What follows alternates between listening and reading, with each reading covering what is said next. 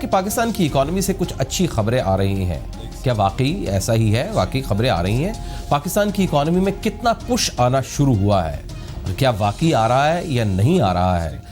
معلوم ہوا ہے کہ لوگوں کی انویسٹمنٹس اور لوگوں کو اس کا بڑا فائدہ ہو رہا ہے. ایکسپورٹس میں کافی زیادہ چینجز آ رہی ہیں.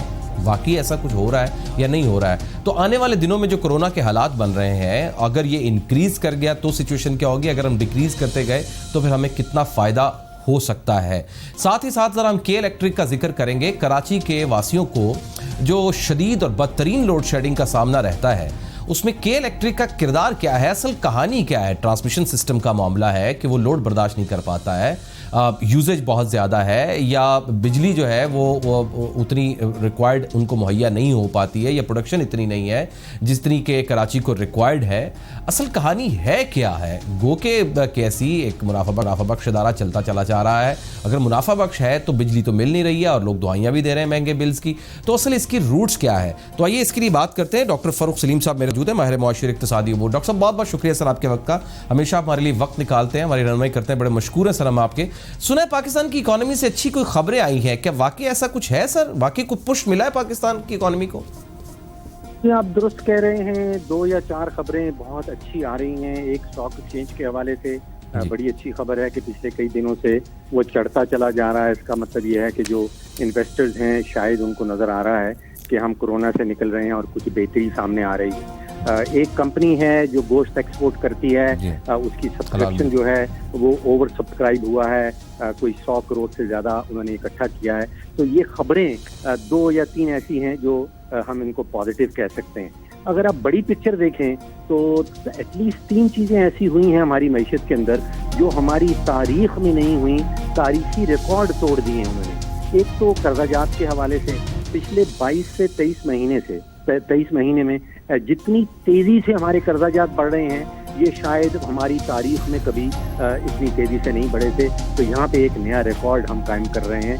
دوسرا جی ڈی پی جو گراوٹ آئی ہے، جو ڈکلائن آیا ہے، جو نیگیٹو گئی ہے، وہ مجھے یاد ہے کہ 68 سال پہلے 1952 میں نے جب گراف دیکھا تھا تو 1952 کا گراف جب دیکھا تھا تو اس میں ہماری معیشت جو ہے وہ جی ڈی پی نیگیٹو گئی تھی. اور اب آپ اندازہ کر لیجئے کہ 68 سالوں کے بعد یہ پہلی مرتبہ ہے کہ نیگیٹو گئے ہیں. تو ایک وہاں پہ نیا ریکارڈ بنا ہے. تیسرا ریکارڈ بننے چلا ہے بجٹری خسارے کا.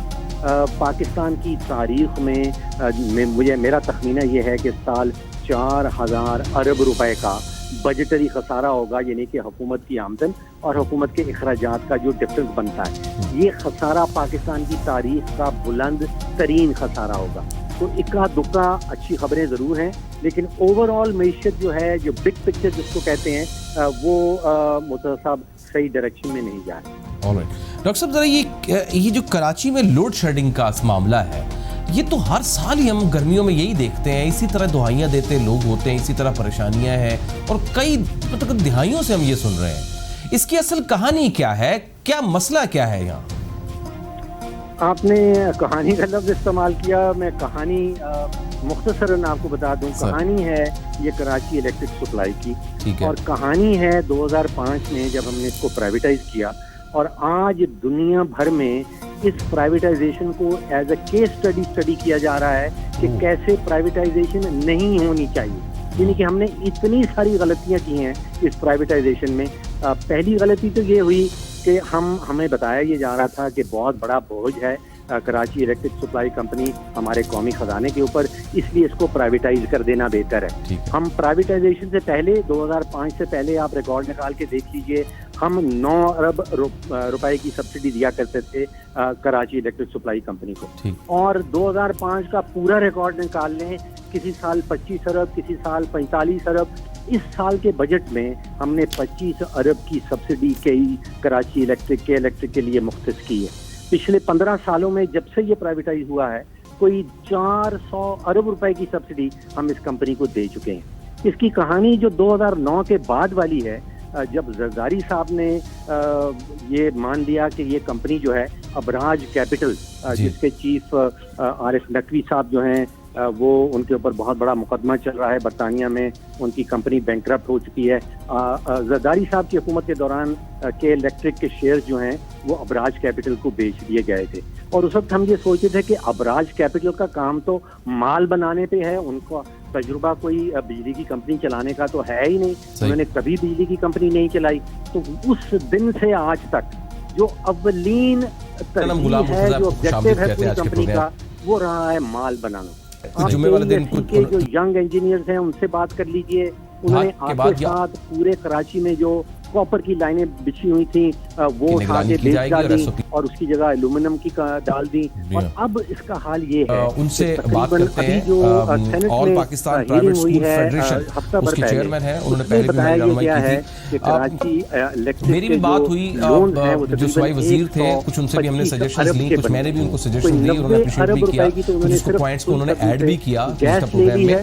آپ نے اس کے اوپر ایک پورا ڈیٹیل ایس او پیز بنائے تھے، ہمیں ذرا مختصراً بتائیے گا ان ایس او پیز میں کیا کیا شامل تھا، اور کیا کوئی خبر یا شنید ملی ہے کہ جو حکومت کرنے جا رہی ہے وہ کیا ایس او پیز بنانے جا رہی ہے؟ این ٹی ڈی سی سے جو حکومتی اس کا ادھار دینا. تو یہ کراچی الیکٹرک کا اولین آبجیکٹو رہا ہے مال بنانا، اور وہ اس میں بڑی حد تک کامیاب ہوئے ہیں. جو ایگریمنٹ کیے گئے تھے 2005 میں 2009 میں کہ بے تحاشا انویسٹمنٹ کی جائے گی، سسٹم کو امپروو کیا جائے گا، اس قسم کی کوئی بات کہ الیکٹرک کی مینجمنٹ نے کی نہیں. سر اس میں ٹرانسمیشن سسٹم کا ظاہر آپ نے وہ کاپر والی وائر اور وہ سلور وائر کی بات کی تو بڑی ہاٹ سٹوریز چلتی رہی. 2007-8 میں ہم نے دیکھا اس کے اوپر بڑا ایکسکلوزیو باتیں ہوتی رہیں، لیکن وہ وہیں کی وہی رہی.